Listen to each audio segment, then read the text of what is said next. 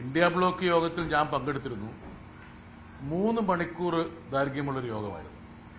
ആ 3 മണിക്കൂർ ദൈർഘ്യമുള്ള ചർച്ച, അതിൻ്റെ 9 മിനിറ്റ് മാത്രമാണ് അവർ പുറത്തുവിട്ടിരിക്കുന്നത്. എന്ന് വെച്ചാൽ 5% ചർച്ച മാത്രമാണ് പുറത്തുവിട്ടിരിക്കുന്നത്. 95% ചർച്ചകൾ ഇപ്പോഴും പുറത്തുവിട്ടിട്ടില്ല. ആ 95% ചർച്ചകളോട് പ്രതികരിച്ചുകൊണ്ടായിരിക്കണം രാഹുൽ ഗാന്ധി തൻ്റെ അവസാനത്തെ സമാപന പരാമർശങ്ങൾ നടത്തിയത്. പക്ഷെ എന്താണെന്നറിയില്ല, ഈ സമാപന പരാമർശങ്ങളിൽ തന്നെ അന്തർലീനമായിട്ടുള്ള ഒരുപാട് വൈരുദ്ധ്യങ്ങളുണ്ട്. അദ്ദേഹത്തിൻ്റെ വാക്കുകളിൽ ആദ്യം പറയുന്നു, നമുക്കിടയിലുള്ള സംഘർഷം അവസാനിപ്പിക്കണം, നമുക്കിടയിലുള്ള അഭിപ്രായ വ്യത്യാസത്തിൻ്റെ മനോഭാവം മാറ്റണം, നമ്മൾ യോജിപ്പിലേക്ക് പോകണം എന്ന് അദ്ദേഹം പറയുന്നു. അവസാനം അദ്ദേഹം പറയുന്നു, കേരളത്തിൽ ഇടതുപക്ഷവുമായിട്ടുള്ള പോരാട്ടം തുടരും, എനിക്കങ്ങനെ മുൻ മുഖ്യമന്ത്രി പിണറായി വിജയനെ ആശ്ലേഷിക്കാൻ പറ്റുമോ, ആലിംഗനം ചെയ്യാൻ പറ്റുമോ, ഇതൊക്കെയാണ് യഥാർത്ഥത്തിൽ അദ്ദേഹം പറഞ്ഞതായിട്ട് വരുന്നത്. പിന്നീട് അദ്ദേഹത്തിന്റെ പ്രതിപാദനത്തിലെ പ്രധാനപ്പെട്ട ഒരു പോയിന്റ്, ഭരണകൂടത്തിന്റെ യാതൊരു പിൻബലവും ഇല്ലാത്തൊരു പാർട്ടി ഞങ്ങളുടെ പാർട്ടിയാണ്, അതായത് കോൺഗ്രസ് പാർട്ടിയാണ്. അപ്പം ഞങ്ങളുടെ പാർട്ടിയെ വ്യത്യസ്തമായി കാണണമെന്നൊക്കെയാണ് അദ്ദേഹം പറഞ്ഞത്. ഞാൻ യോഗത്തിൽ പങ്കെടുത്ത ആളാണ്, ചർച്ചയിൽ പങ്കെടുത്ത ആളാണ്. യഥാർത്ഥത്തിൽ രാഹുൽ ഗാന്ധിയെ ആരോ കബളിപ്പിച്ച പോലെയാണ് അദ്ദേഹത്തിന്റെ ഈ പരാമർശങ്ങൾ. ഉദാഹരണം പറഞ്ഞാൽ, പിണറായി വിജയനെ എനിക്ക് ആലിംഗനം ചെയ്യാൻ കഴിയില്ല എന്ന് പറയുമ്പോൾ സ്വാഭാവികമായിട്ട് അദ്ദേഹം ആരെയൊക്കെയാണ് ആലിംഗനം ചെയ്തതെന്നുള്ള ഒരു ഓർമ്മ ജനങ്ങളുടെ മനസ്സിലേക്ക് വരും. അതിലേറ്റവും പ്രധാനപ്പെട്ട സെലിബ്രേറ്റ് ചെയ്യപ്പെട്ട ആഘോഷിക്കപ്പെട്ട ഒരു ആലിംഗനം, ആശ്ലേഷം എന്ന് പറയുന്നത് ലോകസഭയ്ക്കുള്ളിൽ വെച്ച് നരേന്ദ്രമോദിയെ ആലിംഗനം ചെയ്തതാണ്. അദ്ദേഹം പറയുന്നു, RSSന്റെ മുമ്പിൽ തോൽക്കുന്നതിനേക്കാൾ ഭേദം മരണമാണെന്ന് പറയുമ്പോൾ RSSന്റെ ഏറ്റവും പ്രധാനപ്പെട്ട കുന്തമനയായ വക്താവായ മോഡി എങ്ങനെ അദ്ദേഹത്തിന് ആലിംഗനം ചെയ്യാൻ പറ്റും? ഈ ചോദ്യങ്ങളൊക്കെ വരുന്നുണ്ട്. ഏറ്റവും പ്രധാനപ്പെട്ട കാര്യം, ഈ 9 മിനിറ്റ് ദൈർഘ്യമുള്ള അദ്ദേഹത്തിന്റെ പ്രതിപാദനം പുറത്തുവിടുമ്പോൾ ആ പ്രതിപാദനത്തിന് നിദാനമായിട്ടുള്ള ചർച്ചകൾ എന്താണെന്ന് കൂടി പുറത്തുവിടണം. അദ്ദേഹം യഥാർത്ഥത്തിൽ പ്രതികരിക്കുകയാണ് ചെയ്തത്. അദ്ദേഹത്തിന് പ്രതികരിക്കാൻ ഉതകുന്ന രീതിയിലുള്ള എന്ത് സംഭാഷണങ്ങളാണ് ആ വേദിയിൽ നടന്നത്? ഞാൻ സംസാരിച്ചപ്പോൾ 2-3 പോയിന്റുകൾ ഊന്നി. അതിൽ ഒന്നാമത്തെ പോയിന്റ് എന്ന് പറയുന്നത്, ഇടതുപക്ഷവും കോൺഗ്രസും തമ്മിൽ കേരളത്തിൽ പോരടിച്ചുകൊണ്ടിരിക്കുകയാണ്.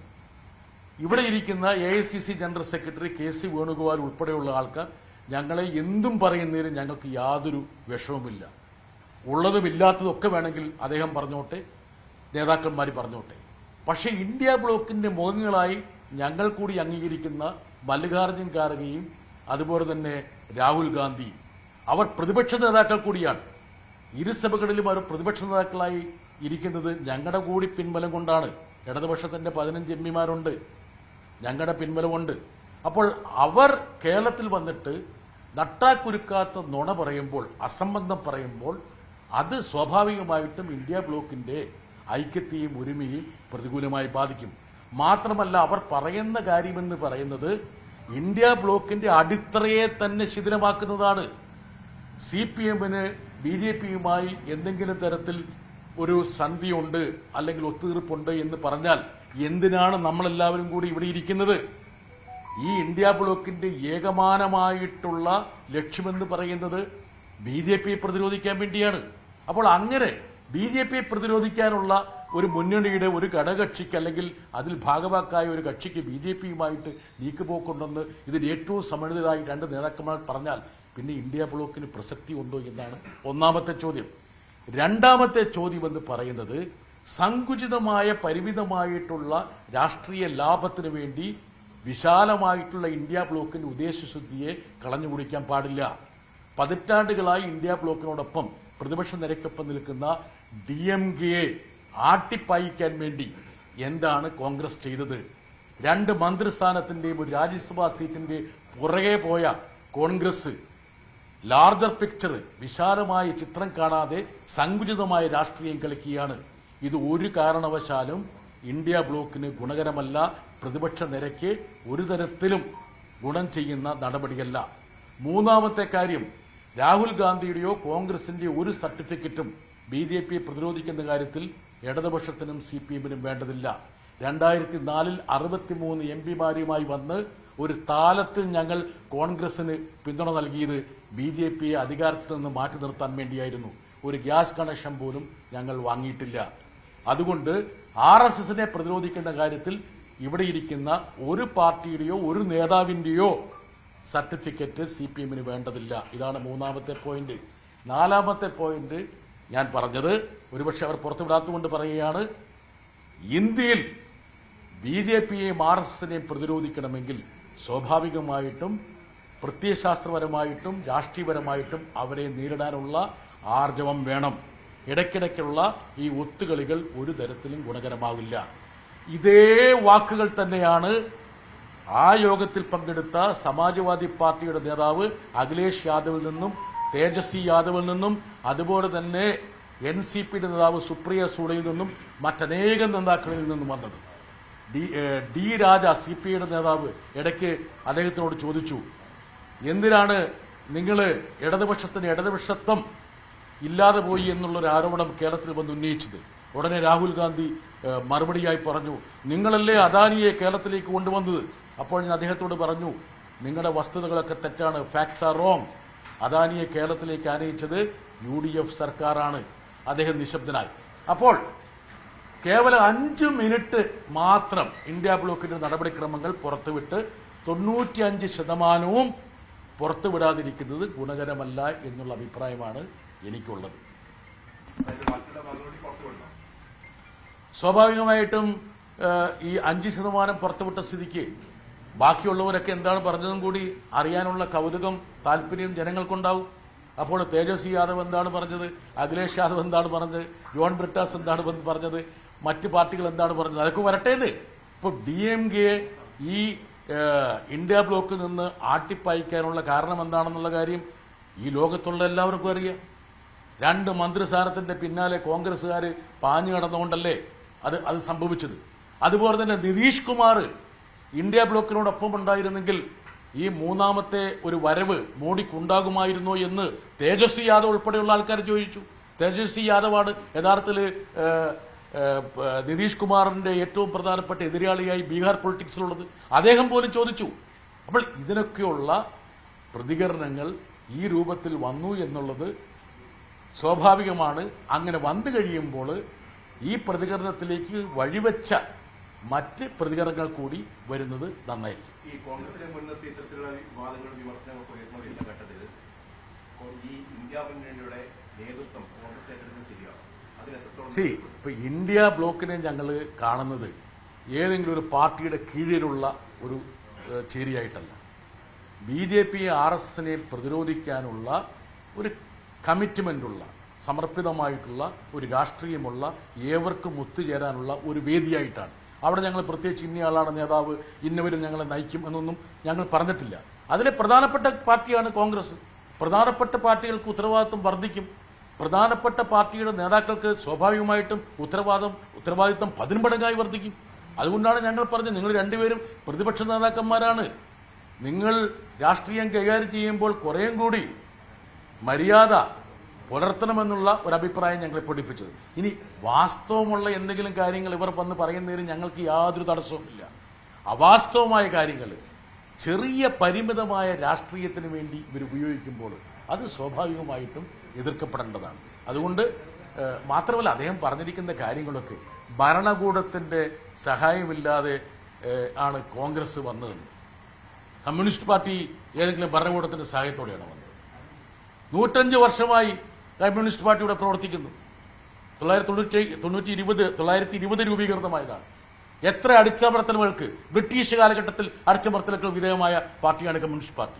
എന്തിനേറെ കോൺഗ്രസ് അധികാരത്തിൽ വന്നപ്പോൾ കോൺഗ്രസ് എത്ര തവണ കമ്മ്യൂണിസ്റ്റ് പാർട്ടി ഇടതുപക്ഷത്തെ അടിച്ചമർത്താൻ വേണ്ടി ശ്രമിച്ചു. കോൺഗ്രസിനെയും കമ്മ്യൂണിസ്റ്റ് പ്രസ്ഥാനത്തെയും കൂടി താരതമ്യം ചെയ്യുമ്പോൾ ഭരണകൂടത്തിന്റെ ഒരു ആനുകൂല്യം പറ്റാത്ത പ്രസ്ഥാനമാണ് ഇടതുപക്ഷം എന്നുള്ളത്. ആദ്യം പിരിച്ചുവിടപ്പെട്ട ഒരു സർക്കാർ എന്ന് പറയുന്നത് ഇടതുപക്ഷത്തിന്റെ EMS ഗവൺമെന്റാണ്. അങ്ങനെ ഏതെല്ലാം രൂപത്തിൽ ഭരണപരമായും നിയമപരമായും ഏതെല്ലാം രൂപത്തിൽ അടിച്ചമർത്തലിന് വിധേയമായിട്ടുള്ള ഒരു പ്രസ്ഥാനമാണ് ഇടതുപക്ഷത്തിന്റെ. ഇപ്പോൾ നിങ്ങൾ ആൻഡമാനിൽ പോയി കഴിഞ്ഞാൽ അവിടെ സെല്ലുലാർ ജയിലിന്റെ മുമ്പിൽ എഴുതിവെച്ചിരിക്കുന്ന ആൾക്കാരുടെ തടവുകാരുടെ പട്ടിക വഹിച്ചാൽ അതിൽ ബഹുഭൂരിപക്ഷം പേര് കമ്മ്യൂണിസ്റ്റുകാരാണ്. ഭഗത് സിംഗ് എന്തായിരുന്നു മുദ്രാവാക്യം വിളിച്ചതെന്നുള്ള കാര്യം ഇവർക്കറിയാം. അതുകൊണ്ട് അദ്ദേഹത്തിന്റെ പാർട്ടി എന്തോ വ്യത്യസ്തമാണ്, കോൺഗ്രസ് മാത്രമാണ് ഭരണകൂടത്തിൽ നിന്ന് യാതൊരു ആനുകൂല്യം പറ്റാത്തത് എന്നുള്ളൊരു പ്രതീതി അദ്ദേഹം സൃഷ്ടിച്ചതും ചരിത്രത്തോടുള്ള നിഷേധമാണ്. അദ്ദേഹത്തിന്റെ പാർട്ടിയെ അപേക്ഷിച്ച് ഇടതുപക്ഷ പ്രസ്ഥാനവും മറ്റ് സോഷ്യൽ പ്രസ്ഥാനവും ഒക്കെ എത്രത്തോളം ത്യാഗങ്ങൾ അനുഷ്ഠിച്ച രാഷ്ട്രീയ മൂവ്മെന്റ്സ് ആയിരുന്നുള്ള കാര്യം അദ്ദേഹത്തിന് ആരെങ്കിലും പറഞ്ഞു കൊടുക്കണം. രാജ്യത്തെ ഈ പരീക്ഷ തട്ടിപ്പുമായി ബന്ധപ്പെട്ട് യുവാക്കളുടെ വിദ്യാർത്ഥികളുടെ മുന്നേറ്റങ്ങളും കടന്നുകൊണ്ടിരിക്കുകയാണ്. അപ്പം പ്രധാനപ്പെട്ട മുന്നണിയിലെ രണ്ട് കക്ഷികൾ ഇങ്ങനെ തമ്മിലടിക്കുന്നത് ദേശീയ തലത്തിൽ ഐക്യത്തെ എങ്ങനെ ബാധിക്കില്ലേ? അത് ശരിയാണോ? ആ ഇന്ത്യ മുന്നണി യോഗത്തിൽ ഞങ്ങളുടെ യഥാർത്ഥ ഉപദേശം എന്താണ്? അഭിപ്രായ വ്യത്യാസങ്ങളൊക്കെ പറഞ്ഞ് യോജിക്കാവുന്ന മേഖലയിൽ യോജിച്ചുകൊണ്ട് മുന്നോട്ട് പോകുക എന്നുള്ളതാണ്.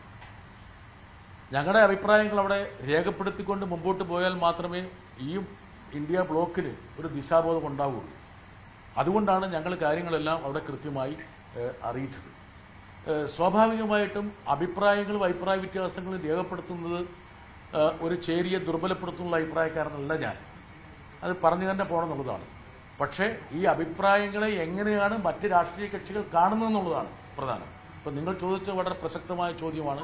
യഥാർത്ഥത്തിൽ ഞാൻ ആ യോഗത്തിൽ ചൂണ്ടിക്കാണിച്ചൊരു കാര്യമുണ്ട്. ഇന്ത്യൻ രാഷ്ട്രീയം, യഥാർത്ഥ രാഷ്ട്രീയം, ഗ്രൗണ്ടിലുള്ള താഴെത്തട്ടിലുള്ള രാഷ്ട്രീയവും തെരഞ്ഞെടുപ്പ് രാഷ്ട്രീയവും തമ്മിൽ ഒരുപാട് അന്തരമുണ്ട്. തെരഞ്ഞെടുപ്പ് രാഷ്ട്രീയം എന്ന് പറയുന്നത് BJP ഏതെങ്കിലും ഹീനമാർഗങ്ങളിലൂടെ സീറ്റുകൾ കരസ്ഥമാക്കുക, ഭരണം കരസ്ഥമാക്കുക, മാത്രമല്ല ഭരണം കരസ്ഥമാക്കിയാൽ മാത്രം പോരാ, പ്രതിപക്ഷം കൂടി ഞങ്ങൾക്ക് വേണമെന്നുള്ള വാശിയിലാണ് ഇപ്പോൾ BJP.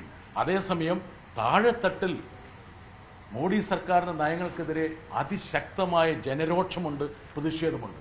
ആ ജനരോഷവും പ്രതിഷേധവും അസംതൃപ്തിയൊക്കെ സ്വാഭാവികമായിട്ടും ഒരു രാഷ്ട്രീയ ധാരയിലേക്ക് കൊണ്ടുവരണമെങ്കിൽ ഇന്ത്യ ബ്ലോക്ക് കൃത്യമായ ധാരണയോടി പ്രവർത്തിക്കണമെന്നുള്ള അഭിപ്രായമാണ് ഞങ്ങൾക്കെല്ലാം ഉണ്ടായത്. കോൺഗ്രസിന്റെ അടിസ്ഥാനമായ റോൾ മറ്റൊന്നാണ്. നിങ്ങളുടെ സന്തോഷത്തിന് വേണ്ടി കൂടി ഞങ്ങൾ പ്രവർത്തിക്കുമെന്നാണ് അദ്ദേഹം പറയുന്നത്. സന്തോഷത്തിന് വേണ്ടി മാത്രം പ്രവർത്തിക്കുന്ന ഒരു രാഷ്ട്രീയ പാർട്ടിയാണ് കോൺഗ്രസ്. സന്തോഷത്തിന് വേണ്ടി പ്രവർത്തിക്കുന്നതിന്റെ ഭാഗമായിട്ടാണല്ലോ തമിഴ്നാട്ടില് തെരഞ്ഞെടുപ്പിന് തൊട്ടു മുമ്പ് DMK-യുമായിട്ട് ശക്തമായ വിലപേശൽ നടത്തിയിട്ട് ഒരു രാജ്യസഭാ സീറ്റ് കരസ്ഥമാക്കി പോക്കറ്റിലിട്ടു. 3 നിയമസഭാ സീറ്റുകളും കൂടി പോക്കറ്റിലിട്ടു. തെരഞ്ഞെടുപ്പ് നടന്ന് TVക്ക് വിജയയുടെ പാർട്ടി ജയിച്ചു എന്ന് കണ്ടപ്പോൾ ഒന്ന് കണ്ണ് ചിമ്മാൻ പോലും സമയമെടുക്കാതെ അപ്പുറത്തേക്ക് കൂറുമാറിയത് ആരുടെ സന്തോഷത്തിന് വേണ്ടിയിട്ട്? ഇതൊക്കെ ആരെ വിശ്വസിക്കുന്നത്? അത് കോൺഗ്രസ് ഇനിയെങ്കിലും വളരണമെന്ന്. അതുകൊണ്ടാണ് ഞങ്ങൾ എല്ലാവരും, ഇത് ജോൺ ബ്രിട്ടാസ് മാത്രമല്ലല്ലോ അവിടെ പറഞ്ഞത്, കോൺഗ്രസിന്റെ പ്രധാനപ്പെട്ട സഖ്യകക്ഷികളുടെ നേതാക്കളെല്ലാം അടിവരയിട്ട് പറഞ്ഞില്ലേ, വിശാലമായ ചിത്രം നിങ്ങൾ മിസ് ചെയ്യരുത്, 1 or 2 സ്ഥാനങ്ങളുടെ പുറകെ പോകരുത്. യഥാർത്ഥത്തിൽ അവിടെ RJDയുടെ നേതാവ് തേജസ്വി എന്താ പറഞ്ഞത്? കോൺഗ്രസിന്റെ സംസ്ഥാന നേതൃത്വത്തിന് വേണ്ടത്ര ഇന്റഗ്രിറ്റി ഉണ്ടോ, ആത്മാർത്ഥതയുണ്ടോ എന്ന് എനിക്ക് സംശയമുണ്ട്. രാജ്യസഭാ തെരഞ്ഞെടുപ്പിൽ ഞങ്ങളെ വഞ്ചിച്ച് BJP പക്ഷത്തേക്ക് പോയ MLA-മാർ അവിടെ ഉണ്ട്. കഴിഞ്ഞ നിയമസഭാ തെരഞ്ഞെടുപ്പിൽ ഞങ്ങളെ ഒറ്റിക്കൊടുത്ത കോൺഗ്രസ്സുകാരുണ്ട്. അതുകൊണ്ട് ഈ കോൺഗ്രസ് ഈ രൂപത്തിൽ പോകാൻ പാടില്ല എന്ന് പറയുന്നത് ഇടതുപക്ഷ നേതാവല്ല, തേജസ്വി യാദവാണ്. ബീഹാറിൽ ഏറ്റവും പ്രധാനപ്പെട്ട കോൺഗ്രസിന്റെ സഖ്യകക്ഷി. സമാജ്വാദി പാർട്ടിയുടെ നേതാവ് അഖിലേഷ് യാദവ്. എന്താണ് ഉത്തർപ്രദേശിൽ നടക്കുന്നതെന്ന് അദ്ദേഹം കൃത്യമായി പറഞ്ഞു. അപ്പോൾ ഇതൊക്കെ കോൺഗ്രസ് അതിൻ്റെതായ ആർജവത്തോടുകൂടി അത് സ്വീകരിക്കണമെന്നാണ് എൻ്റെ അഭിപ്രായം.